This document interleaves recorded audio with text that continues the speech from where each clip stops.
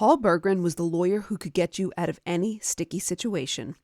Caught selling pirated videos like Queen Latifah was in 1995, better call Paul.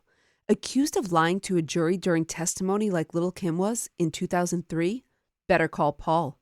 Caught stabbing your spouse 10 times with a steak knife? No matter if you were innocent or guilty, Paul could get you off the hook.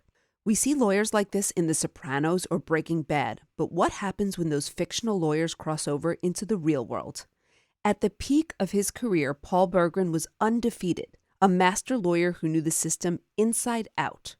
But when an FBI agent finds traces of Bergrin's involvement in a massive drug ring, questions start to arise on the lengths Paul went to achieve his dominance and what he would do to ensure he stayed there. In Wondery's true crime podcast, Criminal Attorney, host Jinx Jenkins will tell you the true story of how Paul Bergrin went from representing others in criminal court to representing himself. No one is better suited to breaking the law than those who know it best.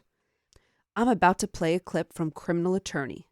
Follow Criminal Attorney on the Wondery app or wherever you get your podcasts. Listen to Criminal Attorney early and ad-free right now by joining Wondery Plus in the Wondery app or on Apple Podcasts.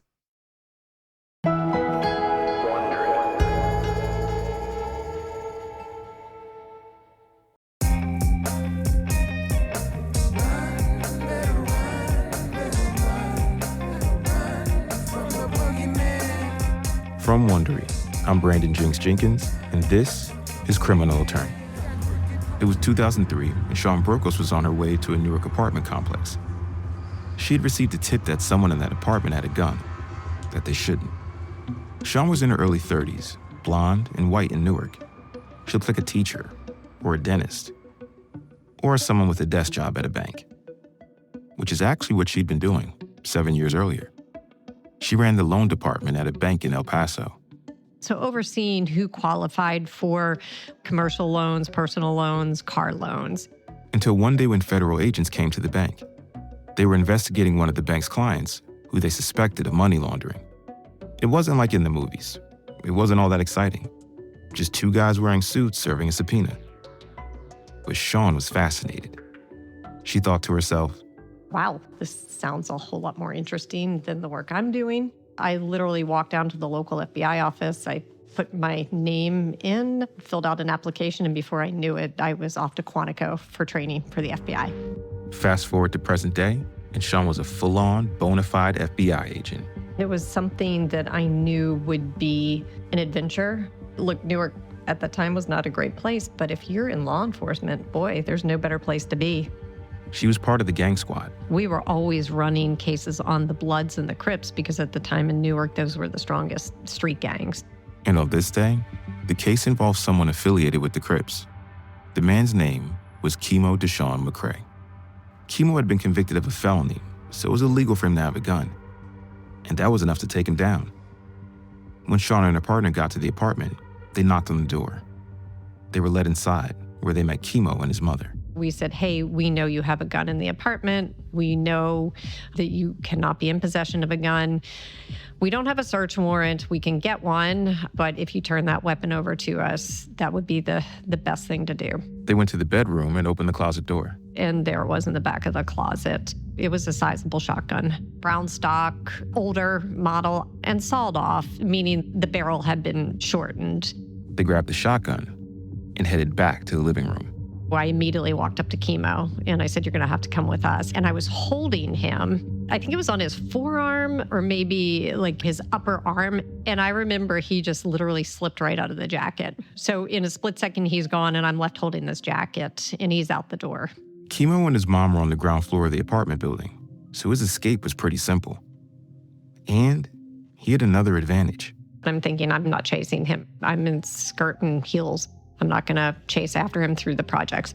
As Shawn watched Kimo run off, she also saw a lost opportunity. See, Shawn wasn't just there to get a gun off the street. Shawn Brokos needed someone like Kimo. She had her eyes on some of the bigger players in Newark, and getting Kimo into custody was just the next very important step in her plan. In this case, Kimo McCrae was not the white whale she was looking to land, but he was connected and could lead her up the ladder. She needed someone to go inside the crew and feed her information. That was why she needed Kimo McRae to agree to be a confidential informant. Now, let's be clear here. The FBI, throughout its history, has had a pretty bad reputation when it comes to informants. They use a small fish to go catch the big fish. But that feels more like big game hunting for optics more than any attempt to stop a problem or protect citizens. Like, how long ago did they start the war on drugs? And how's it going now? But that's the game Shawn's playing here. There is no FBI investigation without getting people on the street to talk. And that was why the fact that he was now out the door and down the block was such a bad look. Shawn turned to Kimo's mother. At first, she claimed the gun was hers, not Kimo's. But Shawn wasn't buying it one bit. I said, you cannot own this gun for your son. It is his, and you cannot do this. It's just not the right thing to do. And she said, yes, it is his gun. It is not my gun, but I don't want to get my son into trouble. So that's when I said, look, just come down to our office tomorrow. We can work through this. Sure enough, the next morning, Kimo and his mother show up at the FBI field office in Newark. Kimo's a slim black guy in his early 30s.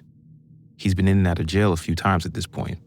Petty stuff like weapons possession, robbery, and drugs. But now he's got kids.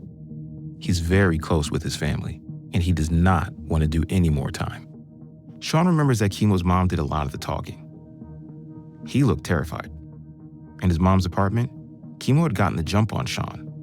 But here, in her office, with Kimo's mother by his side ready to do anything to secure his freedom, Shawn had all the leverage. She'd been in this situation enough times before. She'd sat across other young men like Kimo and tried to flip them. So by now, she had a whole speech worked out. You don't have to answer any questions. I'm not going to ask you any questions, but I'd like you to listen to me for the next 5 minutes. Shawn lays it out for Kimo. It's simple. You can either join our team, become part of team government, which means you're going to help us in our investigations. If you decide against that, you do know that I will have to arrest you for being in possession of this weapon. And what that's going to look like is you're going to do jail time. You have the previous conviction. You will be going to jail for quite some time. So, go to jail or become an informant and risk your life trying to infiltrate a ruthless drug gang. Rock, meet hard place.